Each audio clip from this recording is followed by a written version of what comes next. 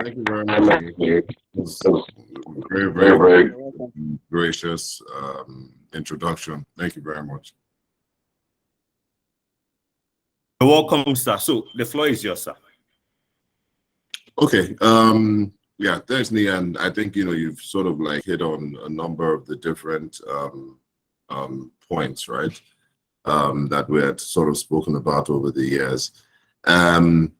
I think it's really important. So what I'll try and do is just go through sort of my thought process and my approach as to how we can increase or we can leverage what we currently have to increase the potential of the export markets in Nigeria.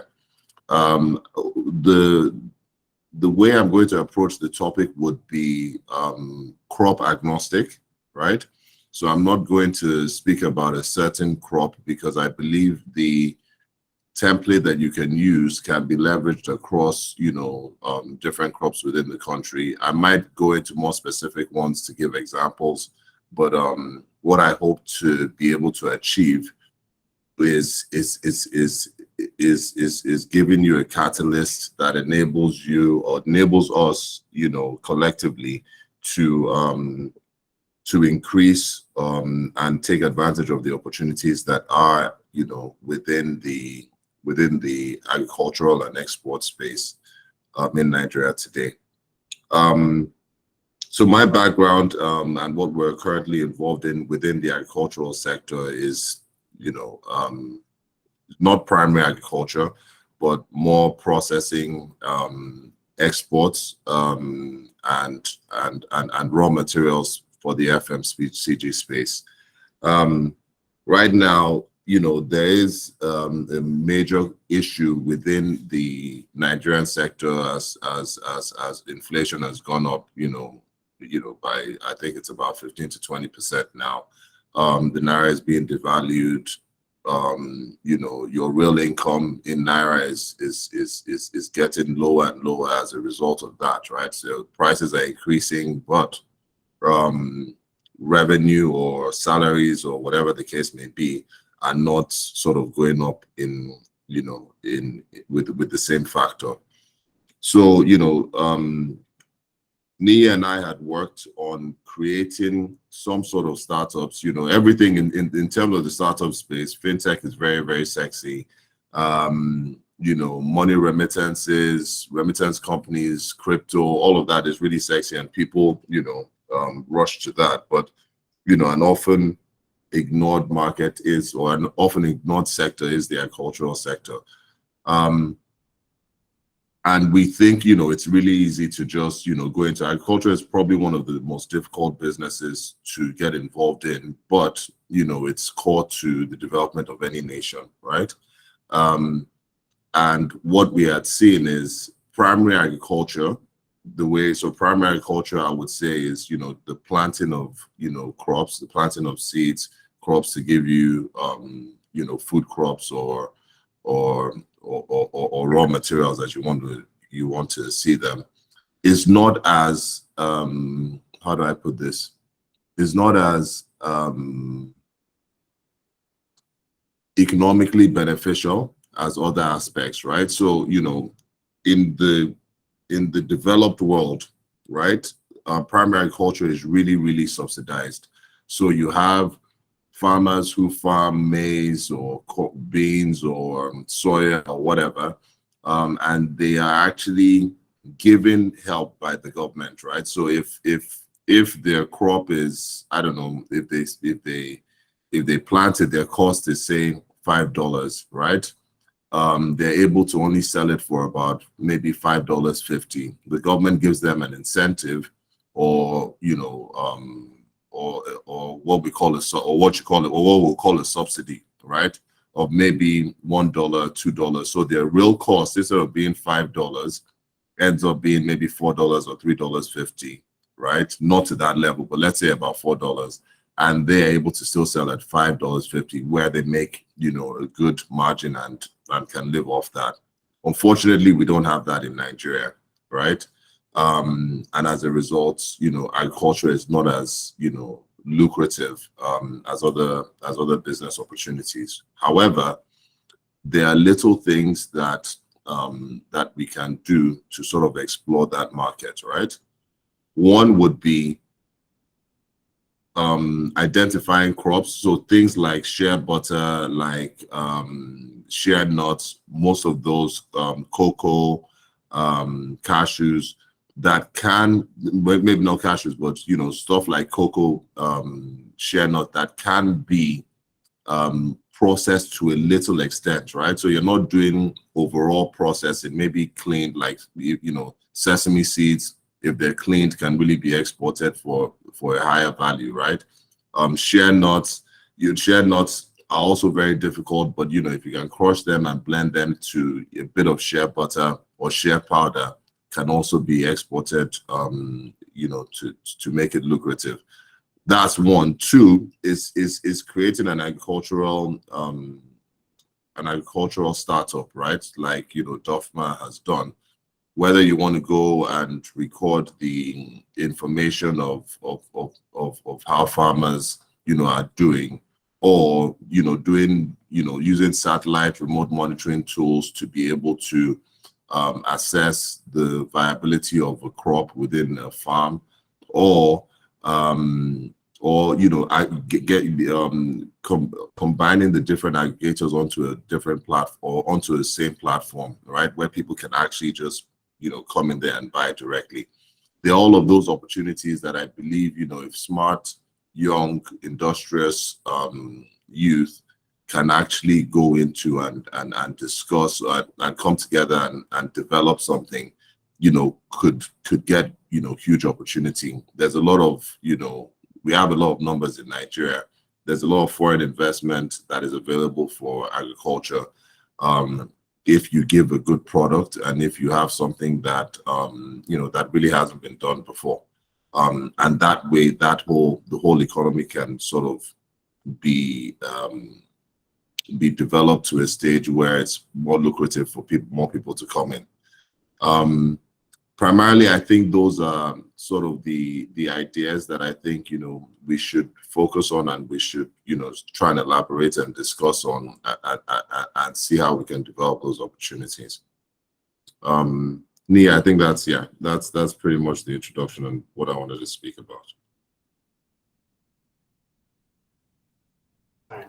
Yes, thank you so much. Thank you so much. That has been extensive. That's been extensive. I would also want you to shed light on the cashew value chain, particularly, as that is one of the theme here, and then how it can equally even help climate change. It's not a topic a lot of people shed light on, but now that you're present with us, I don't mind if you can, they say plant trees. But one of the reasons I think that tree is not even really moving is because the trees they are planting is not tree that people are interested in. And because I'm not interested in, they get cut it down eventually. How can planting cashew tree help exports, increase cashew production, and increase exports? And how can you play in that space? So look, there are different things that you can do, right?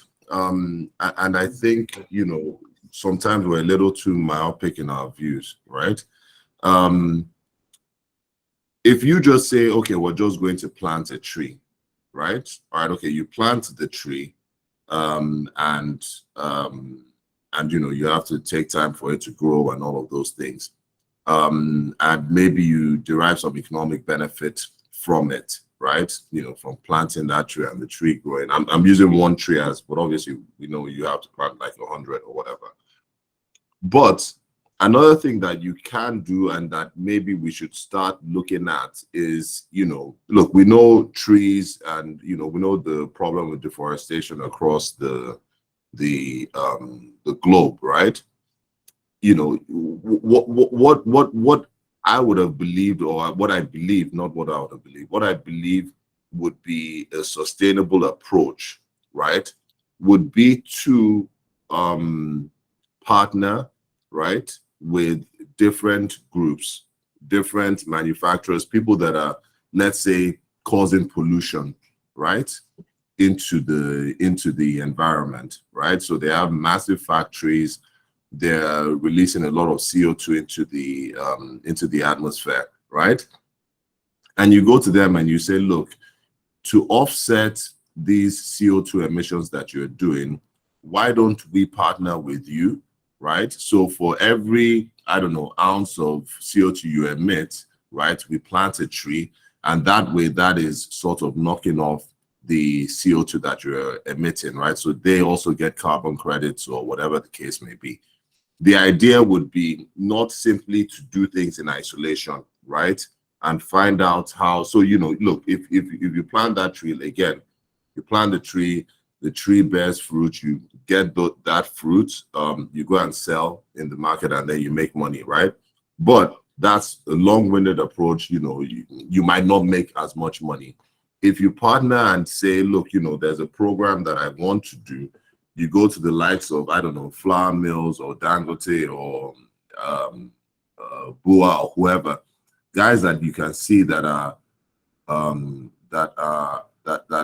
internationally recognized companies, right?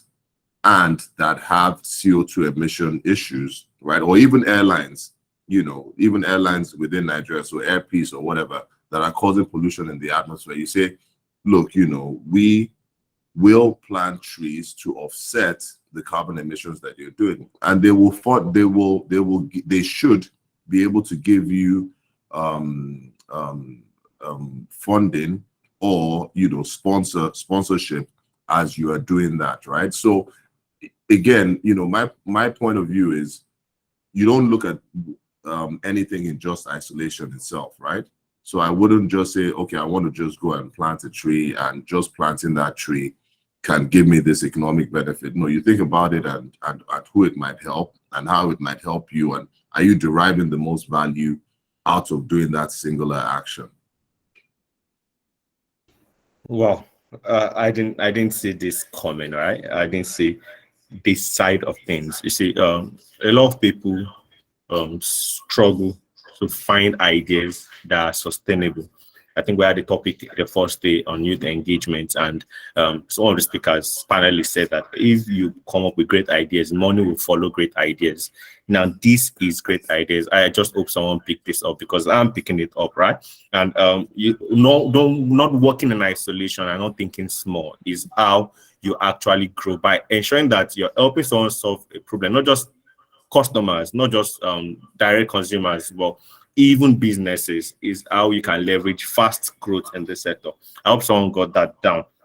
So now what I want to say is, for someone that's actually tried partnering with major organizations, some successful, some unsuccessful, how do you strategize yourself in a way that you won't see a rejection when you're trying to even be broad and partner with the right people to achieve certain results? Like in this case now, trying to help Ghana carbon credit for your partners, on which you trying to cultivate as many trees as possible.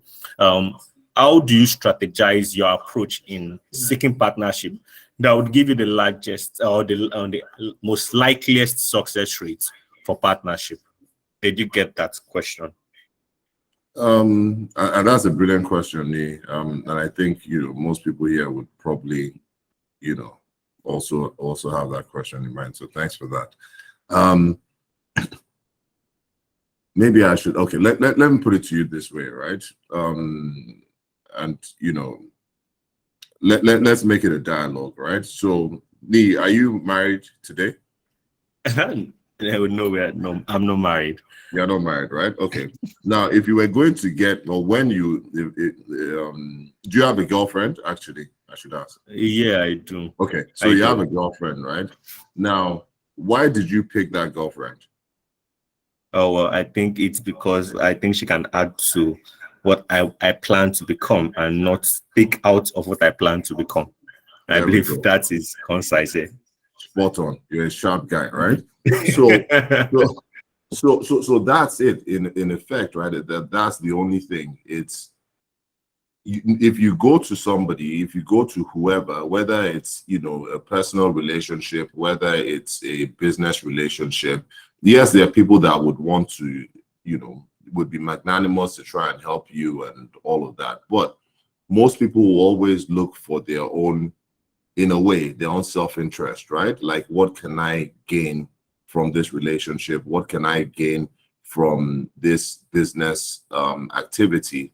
And if, as you rightly said, if they're not adding anything to you, right, then you're not going to be involved with them, and you most likely would be, you most likely will sideline them, and probably veer to the people who would give you the most sort of value or value add, right? And that's the way that these things have to be approached. So if you went today and then you say, I have this idea of just doing carbon credits for planting trees or whatever the case may be, right? And they'll say, okay, that's a nice idea, but what are you bringing in for me? Now, before you go into that, right, you must have something that you're bringing in. So, one method would be, I don't know,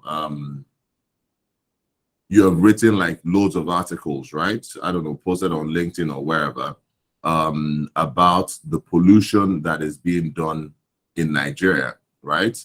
And you assess what the CO2 levels are. You see what they did. The president went on this COP23 thing, I think, last year, to pretty much say, yes, Nigeria will bring down their carbon emissions. You talk about it, you make yourself sort of quite visible, right, within that space. So when they look you up, they say, oh, okay, this guy, has a following. This guy has a lot of articles out there. This guy has a thorough knowledge of the space, right? So you're bringing something to the table. They want to align themselves with you because you have sort of, I don't know, put yourself at the forefront of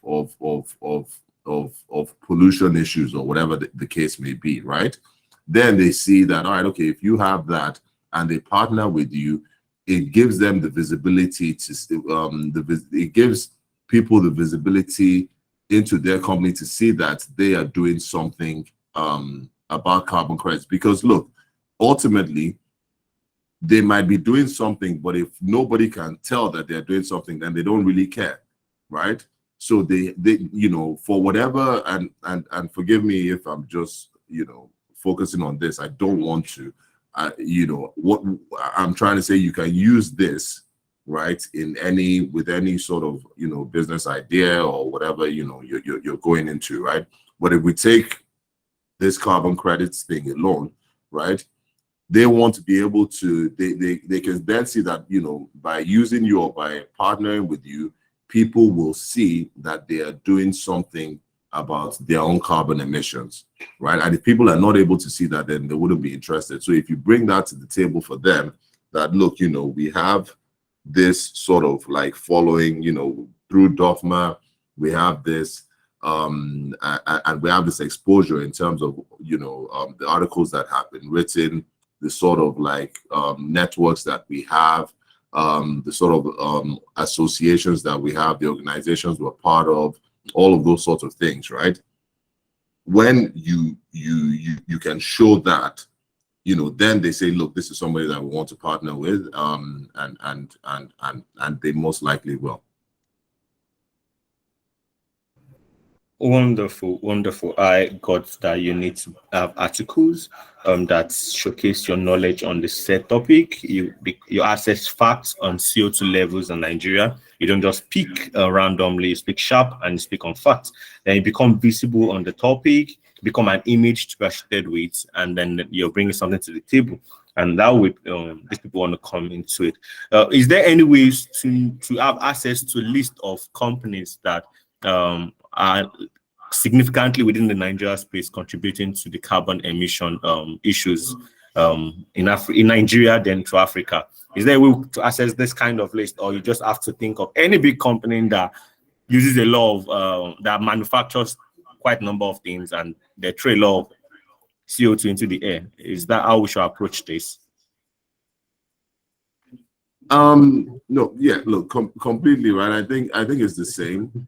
So I'm sure if you go on Google today and go on Google now, right, and type in, biggest, I don't know, polluters, CO2 polluters in the world, it would show you, I don't know, the type of factories, right, that cause pollution. It will show you maybe, you know, airlines that cause pollution, you know, all of those things.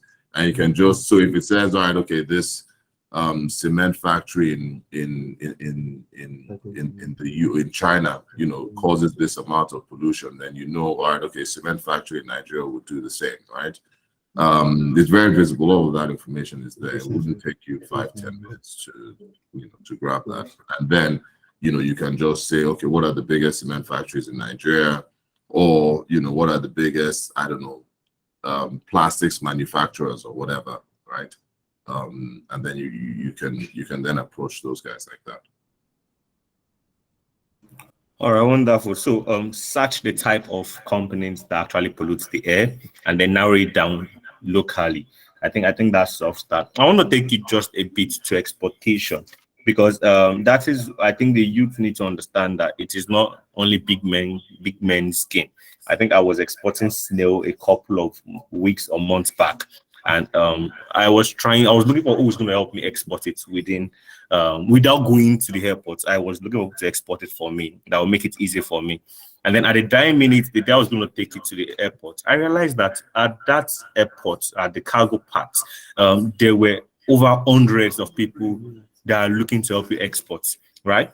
But that is where they are. A lot of people does not even know or don't know how to access that system. But all the people I was saying that day, I didn't see a lot of youth there. I was just seeing people that are aged and aged and aged. Of course, they are youthful in their mind, but they are all along in age. Now, how do youth get involved in export, and how do they get into it without getting their hands burned? Particularly as we discuss cash crop, right? How do they not get their hands burned while trying to find their own space in the export market? And look, that's a good question, and you know, I think it's obviously like pretty difficult, right, to just find out, you know, a set template, you know, because, you know, it would also depend on the product. What I would, you know, the approach that I would use, right, is, you know, to export something, right, the logistics of it is the easiest part, right? So, you know, if you wanted to take something from A to B, so if you wanted to, if you, I don't know, produced a set of trousers, right, and you produced it in Festac, right, and you wanted to get it to Lekki, right, you would, you know, that movement of the product from Festac to Lekki is the easiest part, right? The most difficult part might be finding somebody in Lekki that wants to buy it, right? And then maybe the second most difficult part is actually producing the pair of trousers themselves, right? So the logistics side is probably the easiest, right? But you know, what I would focus on is looking for who the buyers are, right? And you know, right now you guys have an opportunity because, you know, there's so much access to information online, right, for you to see who is interested in buying what and all of that, right? Even out of Nigeria. So you know, you go to things like Alibaba and those sort of like platforms, and you can find out who is looking even for snails, right, or who is looking for cashews or whatever, and then you get buyers. There's another thing, I think, Trade Exchange or something, that also does the same thing. So the most difficult part would be getting a buyer, right? Once you get that buyer, right, you have the product that you want, and then, you know, logistics, in terms of, they would even tell you how to even do the logistics, right? Because they would have, you know, if they're importing, they would have a lot more experience around that, right? Than you would have over here. Yes. I got that. Buyers usually have a way around exports, and all you just need to do is ask them if they have a certain way there. Now, also got the fact that the logistics of um product from one place to another is the easiest part. The big part there is finding the buyer over there and even producing what you're producing from where you are. So, if that is the case, then is it not just very important that we find an enablement from the government to ensure that we can actually access that thing, as that's that market? Because all the places we've even looked in Alibaba and the rest of them, these are foreign platforms to get access to. How can we ensure that we invest locally in such system without having to depend so much on external system? Because look, for example, I'm not trying to say China is not going to be there for long, but the world has been kicking against products from China so recurrently that you don't even know what's going to last long anymore. So how can we create that system where for Nigerians we can always have a sure way to sell without having to depend on third party system so often and so powerfully, and not gets cut off eventually? Because I know it's right now it's a good avenue, but just imagine what's happening to Jack Ma now. Suddenly, just jump on AliExpress founder. All of a sudden, the whole startup is just shaking all of a sudden. So, how can we create that system internally here in Nigeria as well for Nigerian youth? Look, again, you talk about Alibaba and you talk about Jack Ma, right? But he created that. He did. And he was a youth when he created that, right? And he created it without the help, initially anyway, without the help of the Chinese government, right? And then it grew into what it is today. So look, I think there are still a lot of what we do have is in so I'm not going to focus on what we don't have, which is good governance and all of that, right? But what we do have is a lot of natural resources, right? So China had a lot of manufactured resources where they manufacture everything, and whatever you wanted, they could manufacture and you could buy directly from there. But we don't have that in Nigeria. Okay, fine. What we do have is raw materials. What we do have is an array of crops that I think, in terms of natural endowment, probably only Brazil has more natural resources than Nigeria in the world, if we actually look at it in terms of diversification, right? So you have that, right? The idea is, why don't you create a platform that that showcases that, right? And that puts all of the vendors for those products onto that platform and introduce it to the world, right? So anybody that wants to source cashew, anybody that wants to source cocoa, anybody that wants to source rubber, pineapples, what's the name of? There's a product that I think only 2 countries in the world produce, and Nigeria is one of them. It's produced in the north, is used for Arabic gum, right? Arabic gum, yeah. Yeah. So Arabic gum, those sort of things, right? You put them onto that platform and showcase it primarily for exports from the Nigeria. I don't think that anything like that actually exists, where you can be a one-stop shop for things that you can't source in Nigeria. Forget about the likes of Jumia and all of that. Those guys are just moving around already imported products, right, within the Nigerian market. But you can do something that is geared primarily for exports in Nigeria, and given the contact details of people that wish to sell those things. Oh well, I think that caps it. But then before, just one more side points before we release you, or we appreciate you and then see you go. Our last conversation right now just touched up on startup, right? Because that is what it is. It just touched on startup, and the youths, as much as they love startups, we keep seeing funding there, funding here, And a lot of everything the youth is always thinking about is, oh, if I can get funding, so if I can get funding, so I can do A, I can do B. Well, you know me, I didn't really get a lot of funding, but then we are still here after 4 or 5 years, and we are doing as best as we can, right? So if you're going to give any word, because there are a lot of youth on this platform right now, if you're going to give that word, that would be that that keyword for whoever is looking to start something, that is waiting for that funding to come before they can start, what would that keyword be that would help them forgo, not just forgo because they're going to eventually need it, but that can help them develop the courage to push while the fund is in waiting? Look, I think the word is great, right? I think, and great is persistence, right? So, you have to, and which is why I'm very proud of what you've done. You've stuck with it, through the good, bad, and ugly times, right? And,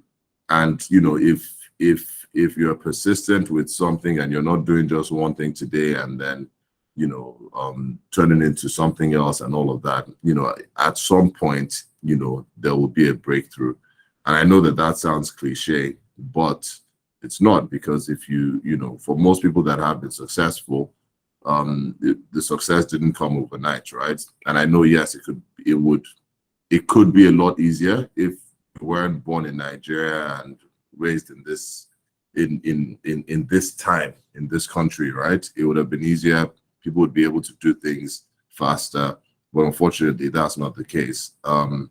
But persistence and single-mindedness is probably the only thing that I think separates people who have been successful in the startup space versus people that haven't been, right? It's not something again that you would see, that you would get overnight. But once you're still there, somebody will wake up someday and say, I remember this guy that was talking about this. I'm ready to do an investment in that now, or whatever. And that's how it works, right? So yes, I think the key thing is persistence. Whether or not your product is the greatest thing, even if it's the greatest thing in the world, without persistence, you're not going to get there. Like I always say, I think I've spoken to you about this, me personally, is I would always back an A team with a B product, right, than a B team with an A product. So it doesn't matter to me how great your product is. If the team is not strong, is not persistent, is not diligent, that product will end up failing. But even if the product is not that great, but you have persistent founders and team members, that product will most times anyway be successful. All right, so wonderful. We would just of course we'll take questions now if there are anyone available. But in summary, you need to be persistent, you need to be focused, you need to be dogged, and you need to have an A team and not always focus on the B products. Of course, we, as Mr. Wale had said, Dorfman had actually pivoted a lot of things in the early stage. Right now, we are going back to everything we've pivoted. You see, there's something about the concept of the right time and the right product, right? So your product could be right sometimes. I also learned that from Mr. Wale, that is on the call as well. You could bring up a product right now, and that product may be the best product, but if it's not the right time, it won't sell. So if you bring out a good product at the wrong time, it also won't sell. The best fit is the right product at the right time. And that is how you actually achieve your success. So at Dorfman, we've pivoted quite a number of things.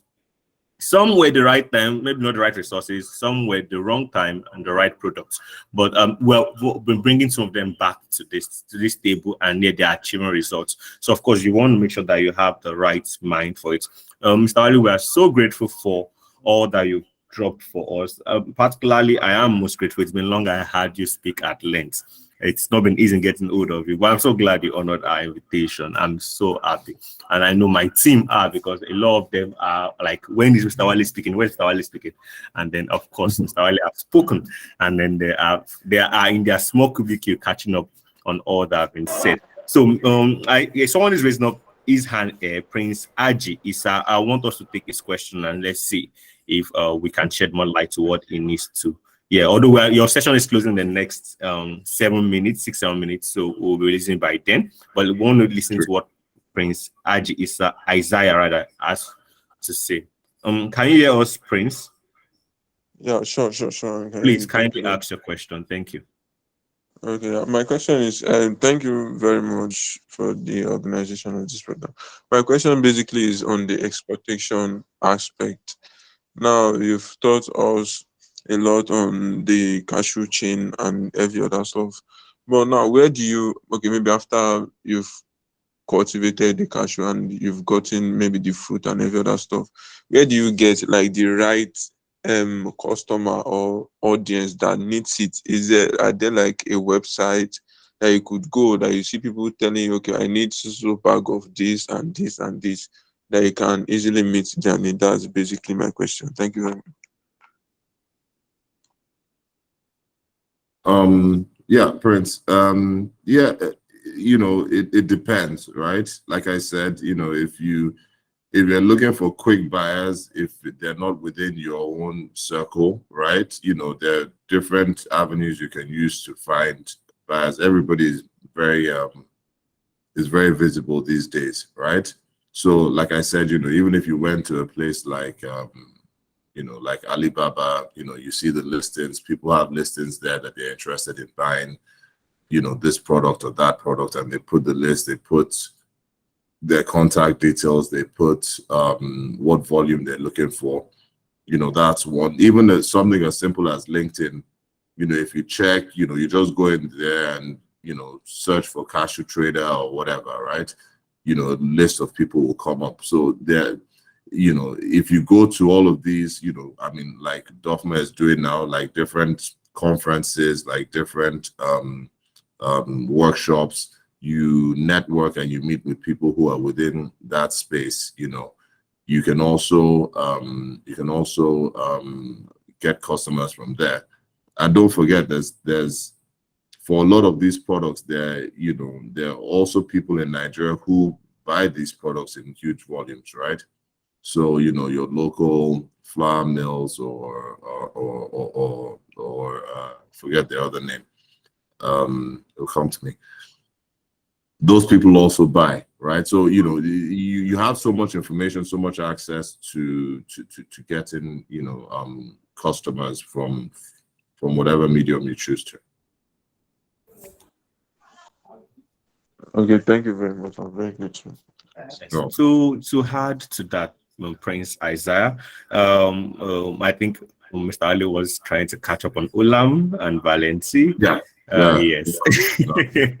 Yes, and then recently Julius Berger, and also we've got the next speaker for one, Mr. Olumide Akintayo, is also a major player in the space as well, and he also, of course, if you can do good to follow up with him as well, he also could actually pick up your volumes depending on where you are in Nigeria. Also, we've got Food Pro, we've got Executive Cashew, we've got a few numbers there. If after all of this name you are now stuck, you can always private chat Dofma to link you up with the right people that you need to move in. I think I had a training under Mr. Ayodeji of Food Pro 2 years back, and it's just that we would need to verify your products, where it's coming from, and amongst other things, and then you can also be selling to Food Pro. So Food Pro as soon as possible. So I think that is it. That's the only question we're taking right now, because I can see the next speaker is in the call already, and I'll be introducing him right away. Mr. Wale, I'm so grateful. I speak for everyone in Dofma when I say we love your presentation and we can't wait to find another avenue to steal you into our show. We're having another summit for Africa, but that is going to be shorter. But that will be concentrated on the product particularly, as Africa is a big place, and you want to make sure that you're very, very diligent to a particular sector. to ensure that you pass the right impact. So if we can steal your time, then we will be in your DM up until then. Anytime. All right. Thank you Anytime. so Thank much. you so much, Nate. Thank you. No Have a problem. wonderful day.